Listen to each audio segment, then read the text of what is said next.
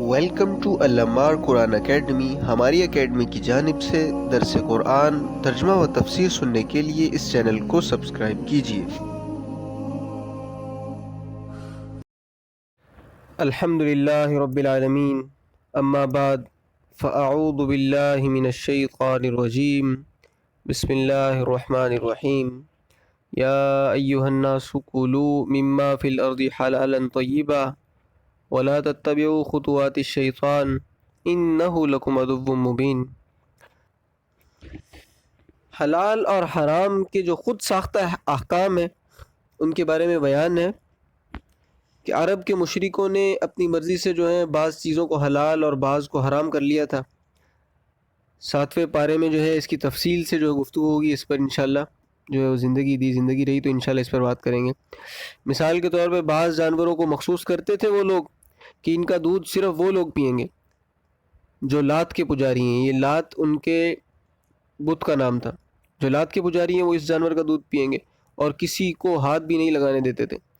جب مادہ جانور کے پیٹ سے بچہ پیدا ہوتا تو اگر وہ مردہ پیدا ہوتا تو کہتے کہ اس کو عورتیں بھی کھا سکتی ہیں، اور اگر زندہ پیدا ہوتا تو کہتے کہ یہ عورتوں کے لیے حرام ہے اور ہمارے لیے حلال ہے۔ اور کئی چیزیں انہوں نے اپنی مرضی سے حلال اور حرام کی ہوئی تھیں، حالانکہ حلال کرنا اور حرام کرنا صرف رب تعالیٰ کا کام ہے۔ مخلوق میں سے کسی کو بھی جو ہے اس چیز کا کہ حلال اور حرام، حلال چیز کو حرام، حرام کو حلال کرنے کا کوئی اختیار نہیں ہے۔ آن حضرت صلی اللہ علیہ وسلم سے بڑھ کر خدا کی مخلوق میں آپ جانتے کہ اور کوئی بھی نہیں ہے۔ آپ صلی اللہ علیہ وسلم نے بھی جب اپنے گھریلو مصلحت کے واسطے صرف اپنی ذات کے لیے شہد حرام کیا تھا، امت کے واسطے جو ہے انہوں نے نہیں کیا، اپنی بیویوں کے لیے حرام نہیں کیا تھا بلکہ صرف اپنی ذات کے لیے کیا تھا۔ تو اللہ تعالیٰ نے مکمل صورت نازل فرمائی، سورہ تحریم، یا ایہا النبی لما تحرم ما احل اللہ لک، اے نبی صلی اللہ علیہ وسلم کیوں آپ نے حرام کی وہ چیز جو رب تعالیٰ نے حلال فرمائی ہے؟ تو انہوں نے اپنی مرضی سے بعض چیزیں حلال کی تھیں اور بعض چیزیں حرام کی تھیں۔ اللہ تعالیٰ تمام انسانوں کو خطاب کر کے فرماتے ہیں یا ایہا الناس، اے انسانوں۔ اور یہاں پر انسانوں کی تخصیص اس واسطے کی ہے کہ زمین کی جو خلافت ہے انسانوں کے لیے ہے، اور جنات جو ہیں وہ انسانوں کے بعد ہیں، انسانوں کے جو ہیں وہ تابع ہیں، اس لیے انسانوں کو خطاب کر کے تمام مخلوقات کو خطاب ہو گیا۔ اے انسانوں، کلو، کھاؤ، مما فی الارض، وہ چیز جو زمین میں ہے، لیکن 2 شرطیں ہیں، حلالن، کہ وہ حلال ہو، اور اس سے مراد وہ چیز ہے جس کے کھانے کی رب تعالیٰ نے اجازت دی، طیباً، اور طیب ہو۔ طیب اس کو کہتے ہیں کہ جس کے ساتھ کسی اور کا حق متعلق نہ ہو۔ مثال کے طور پر گندم حلال ہے، اور اگر کسی سے رشوت ملی ہو یا غصب کی ہو یا چوری کی ہو تو وہ طیب نہیں ہے، تو وہ نہیں کھا سکتے۔ بکری حلال ہے مگر کسی کی چوری کی بکری ذبح کر کے کھائے تو وہ طیب نہیں ہے۔ مرغی حلال ہے، انڈے حلال ہے مگر کسی جو شخص سے وہ چھین کر لی ہے تو کھانے کے لیے 2 شرطیں ہیں، ایک یہ کہ رب تعالیٰ نے اس کے کھانے کی اجازت دی ہو، اور دوسرا یہ کہ غیر کا حق اس کے ساتھ وابستہ نہ ہو۔ یا یوں کہہ لیں کہ حلال میں حق اللہ تعالیٰ کو ملحوظ رکھے، حلال میں جو ہے حق اللہ کو محلوظ رکھے، اور طیب میں جو ہے وہ حق العباد کو ملحوظ رکھے۔ اگر کسی غیر کا حق ہے تو وہ اسی طرح حرام ہے جس طرح خنزیر حرام ہے۔ وَلَا تَتَّبِعُوا خُطُوَاتِ الشَّيْطَانِ، اللہ پاک فرماتے ہیں اور نہ پیروی کرو تم شیطان کے قدموں کی، اِنَّهُ لَكُمْ عَدُوٌّ مُّبِينٌ، بے شک وہ شیطان تمہارا کھلا دشمن ہے، اور وہ اپنی دشمنی کسی منزل اور کسی مرحلے پر بھی جو ہے وہ نہیں چھوڑتا۔ اس پر ایک مشہور کہاوت، ایک کہانی کی طرح ہے کہ کہانیوں سے بھی عبرت حاصل ہوتی ہے، تو اس طرح ایک کہانی ہے کہ اللہ تعالیٰ کا کوئی نیک بندہ تھا اور اس کی زندگی اللہ تعالیٰ کی عبادت اور اطاعت میں گزری تھی، شیطان کے بہکاوے میں جو وہ نہیں آتا تھا۔ دوپہر کا وقت تھا، گرمی کا زمانہ تھا، ایک دیوار کے سائے کے نیچے جا کے وہ شخص جو ہے وہ لیٹا ہوا تھا، آرام کر رہا تھا۔ حدیث پاک میں آتا ہے من داب الصالحین القیلولہ، راتیں چھوٹی اور دن لمبے ہوں تو نیک آدمیوں کی عادت ہے کہ وہ دوپہر کو تھوڑا سا سو جاتے ہیں۔ وہ اس لیے ہوتا ہے کہ یہ رات کے جاگنے کے لیے جو تمہید ہوتی ہے۔ تو دیوار کے نیچے سو گیا، تھوڑا سا وقت گزرا تو ایک آدمی نے آ کر اس کا پاؤں ہلایا کہ بھائی اٹھو، اٹھ جاؤ یہاں سے، نا دیوار گرنے والی ہے۔ وہ اٹھا، تھوڑا سا دور گیا تو واقعتاً دیوار گر گئی۔ اس سے دریافت کیا کہ تو کون ہے جو میرے لیے رحمت کا فرشتہ ثابت ہوا ہے؟ اس نے کہا کہ یہ نہ پوچھو کہ میں کون ہوں، تیری جان بچ گئی، یہ اتنا جو ہے کافی ہے تیرے لیے۔ تو اس نیک آدمی نے کہا کہ تو مجھے بتا تو صحیح کہ تو کون ہے۔ کہنے لگا کہ میں ابلیس ہوں۔ اس نیک آدمی نے کہا لا حول ولا قوت الا باللہ، ابلیس کو میرے ساتھ کیا ہمدردی تھی، میں نے تو اس کی کبھی بات نہیں سنی، مگر میری جان تو جو ہے وہ بچ گئی ہے۔ اس نے کہا کہ تو مجھے بتا کہ جو ہے وہ بات کیا ہے۔ اس بزرگ نے پوچھنا چاہا نا، اصرار کیا، تو ابلیس نے کہا کہ اگر دیوار گر کر تو دیوار کے نیچے آ کر مر جاتا تو شہید ہو جاتا، میں اپنے دشمن کو شہید کیوں ہونے دوں؟ حدیث پاک میں آتا ہے کہ اگر کوئی مکان کے نیچے آ کر مر جائے اور وہ مومن ہو تو وہ شہید ہے۔ تو شیطان کی دشمنی دیکھیں کہ اس کی جان بچائی، مگر دشمنی کا پرنالہ جو ہے وہ اپنی جگہ پر رکھا۔ رب تعالیٰ نے سچ فرمایا ہے انہ لکم عدو مبین، پختہ بات ہے کہ شیطان تمہارا دشمن ہے، کھلا دشمن ہے۔ انما یامرکم، پختہ بات ہے کہ وہ تمہیں حکم دیتا ہے بالسوء والفحشاء، برائی کا اور بے حیائی کا۔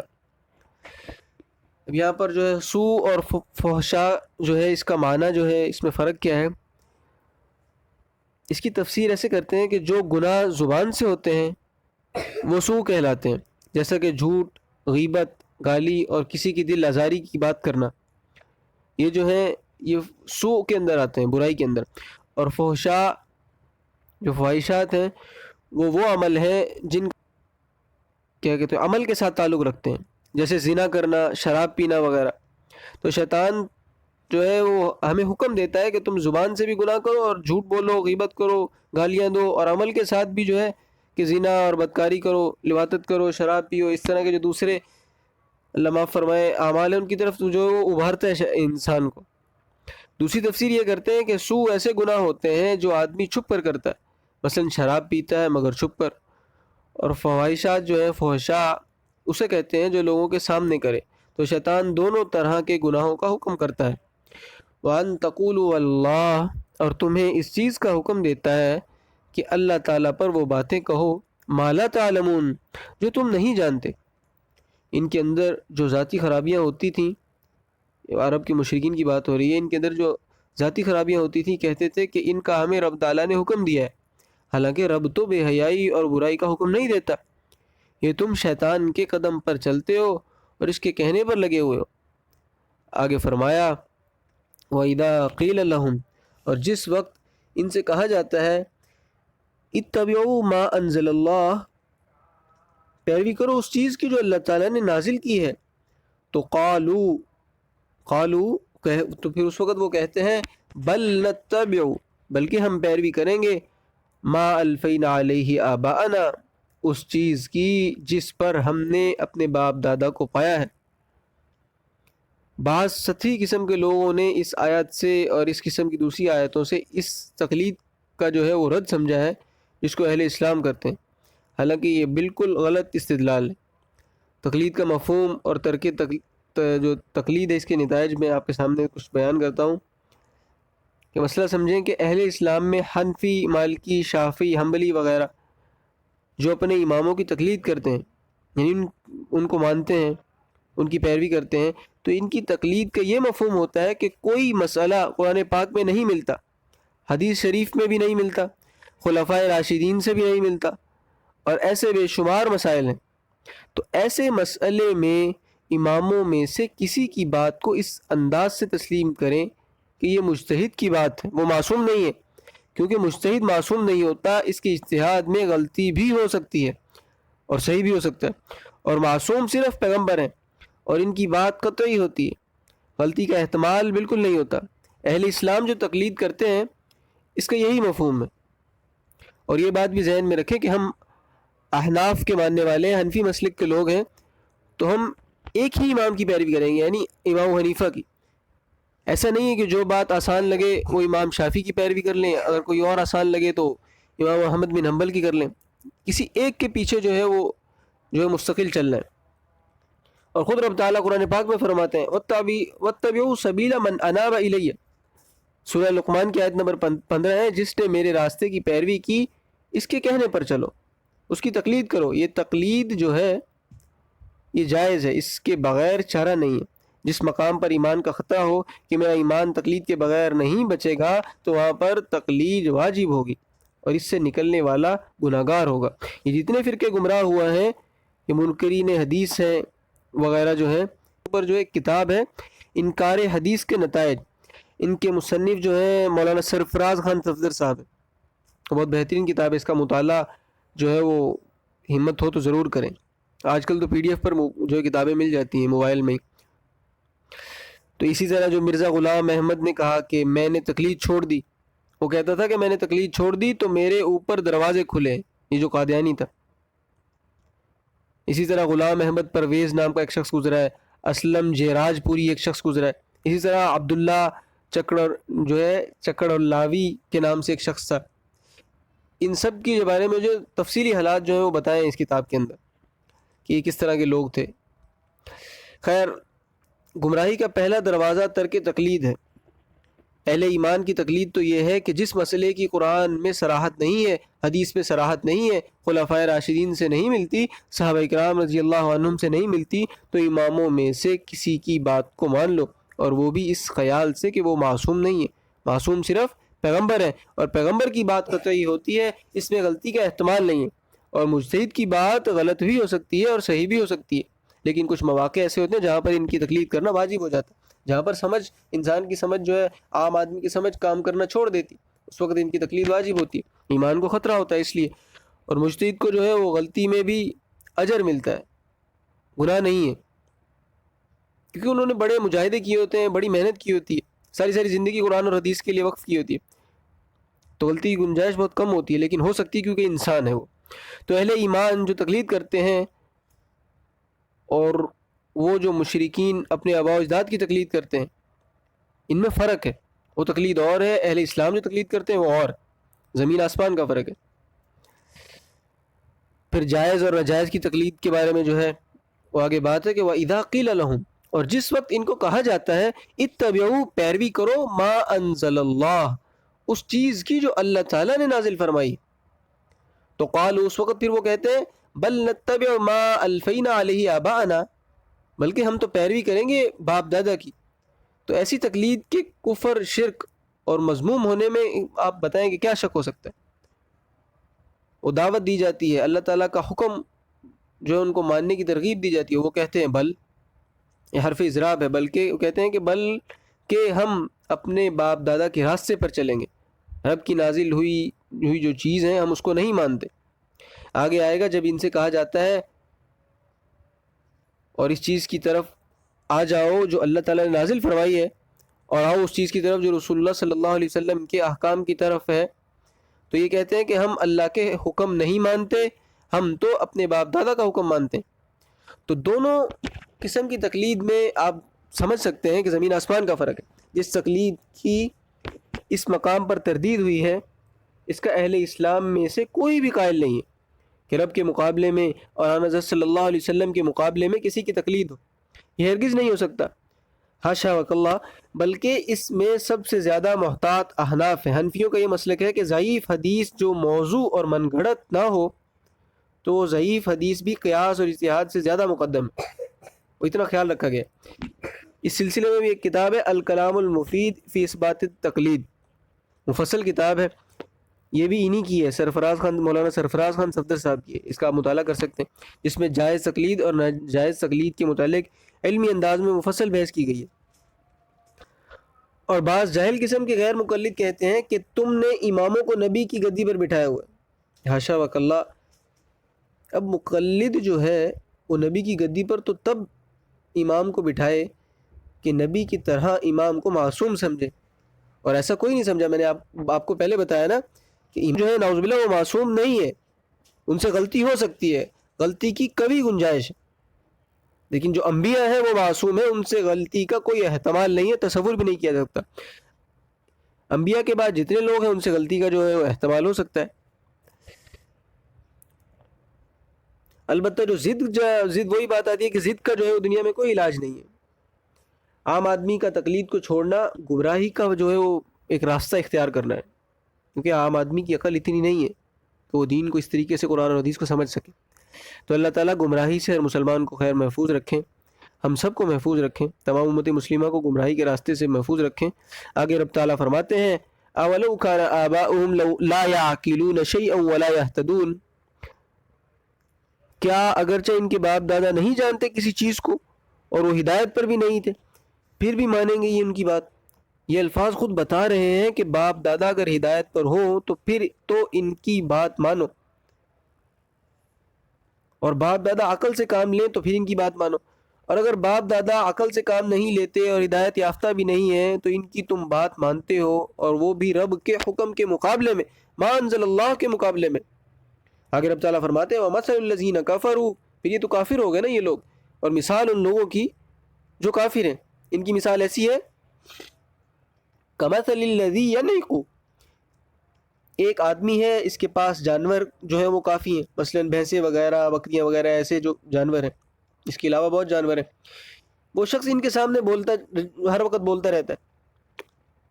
کافروں کی مثال ایسی ہے جیسے اس شخص کی جو چلاتا ہے بیما ان جانوروں کے سامنے، لا یسمعو جو نہیں سنتے، الا دعاء مگر پکار کو، ونداء اور آواز کو۔ اب اگر جانوروں کے سامنے تقریر کریں تو بغیر آواز کے ان کو کیا پتہ چلے گا کہ یہ کیا کہہ رہے ہیں، کیونکہ ان کو بات سمجھ نہیں آتی۔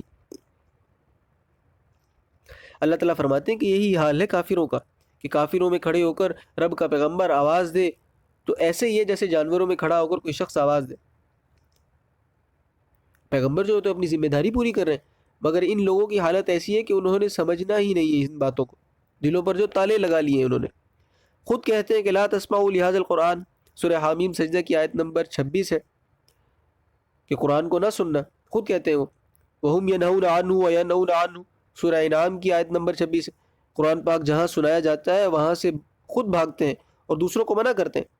اب وہ لوگ جو کانوں میں انگلیاں دیتے ہیں، اور ان کو جو ہے کوئی کیا سمجھا سکتا ہے، اور وہ خود کیا سمجھیں گے ان باتوں سے جو خود ہی کانوں میں انگلیاں لیتے ہیں۔ تو ان کافروں کی مثال جانوروں کی سی ہے کہ ان کے سامنے معقول تقریر بھی کریں تو ان کو کوئی فائدہ نہیں ہوگا۔ سورہ اعراف کی آیت نمبر 69 ہے کہ آیت نمبر 179، اولئک کالانعام بل ہم اضل، یہ جانوروں سے بھی آگے نکلے ہوئے ہیں۔ سمن، وہ حق جو ہے اس کو سننے سے بہرے ہیں، بکمن، حق بولنے سے گونگے ہیں، عمیون، حق کی چیز دیکھنے سے اندھے ہیں، فہم لا یعقلون، بس وہ عقل سے کام نہیں لیتے۔ اب کافر سارے بہرے جو ہیں وہ تو نہیں ہوتے، نہ اندھے ہوتے ہیں نہ سارے گونگے ہوتے ہیں، بلکہ وہ بے ایمان جو تقریریں کرتے ہیں گھنٹے گھنٹے جو ہیں وہ 8 گھنٹے بولتے ہیں مگر حق کی بات ایک بھی زبان سے نہیں نکالتے، دنیا کے سارے گانے سن لیتے ہیں ان حق کی ایک بات بھی نہیں سنتے، فضولیات جتنی بلوا لو بول لیں گے لیکن حق کی بات بولنے سے قاصر ہے، حق کی بات سننے سے قاصر ہے، تو اس لیے انہیں اندھا گونگا بہرا کہا گیا ہے۔ اس لیے آگے فرمایا یا ایھا الذین آمنوا، اے ایمان والو، کلوا من طیبات ما رزقناکم، کھاؤ پاکیزہ چیزیں جو رب تعالیٰ نے تمہیں رزق دیا ہے۔ پاکیزہ چیزوں کا چھوڑنا یہ شیطان کی پیروی کرنا ہے۔ اب یہاں پر جو ہے ایک عوام الناس کا ایک ذہن بنا ہوا ہے کہ تعویذ اس وقت اثر کرتا ہے جب کوئی نہ کوئی چیز چھوڑ دو، یعنی کھانے کے لیے کوئی چیز جو ہے وہ چھوڑ دی جائے، اپنے اوپر ایک قسم کی حرام کر لی جائے، اس وقت تعویذ اثر کرتا ہے۔ یہ غلط کار لوگوں نے عوام کا ایسا ذہن بنایا ہوا ہے، حالانکہ حلال چیزوں کا چھوڑنا یہ گناہ ہے، جبکہ وہ وقتی طور پر کسی ڈاکٹر نے حکمت اور مصلحت کی خاطر نہ بتائی ہو، اور اگر کوئی طبیب کوئی ڈاکٹر جو ہے طبی مصلحت کے تحت اس کو چھوڑنے کا کہے یا پرہیز کرنے کا کہے تو پھر جائز ہے اس کو چھوڑنا۔ خواہ مخواہ کسی چیز کو چھوڑنا یا چھڑوانا یہ درست نہیں ہے، اگر طبیعت جو ہے اس کے موافق نہیں ہے تو پھر نہ کھائیں، لیکن ویسے چھوڑنا جو ہے صحیح نہیں ہے۔ واشکروا للہ، اور اللہ تعالیٰ کا شکر ادا کرو، ان کنتم ایاہ تعبدون، اگر تم خاص رب تعالیٰ کی عبادت کرتے ہو تو رب کا شکریہ ادا کرو۔ کوئی حلال چیز خواہ مخواہ جو ہے وہ بالکل نہ چھوڑیں، اور حرام کے قریب جو ہے بالکل نہ جائیں۔ حرام کھانے سے جو ہے وہ نسلیں تباہ ہو جاتی ہیں انسان کی، آئندہ آنے والی نسلوں کے اندر جو ہے اس آج کے کھائے ہوئے ایک لقمے کا جو اثر ہے، حرام کے ایک لقمے کا اثر آئندہ آنے والی نسلوں تک چلتا ہے۔ تو اللہ پاک جو ہے ہم سب کو حرام سے بچنے کی توفیق عطا فرمائے۔ حرام کے آس پاس بھی جو ہے نہ بھٹکیں، اور حلال کی توفیق عطا فرمائے، جو پڑھا سنا اللہ پاک عمل کی توفیق عطا فرمائے۔ اور جمعے کا جو دن ہے، اس دن جو ہے سورہ کہف کا اہتمام کیا کریں، اور درود شریف کا کثرت سے اہتمام کیا کریں۔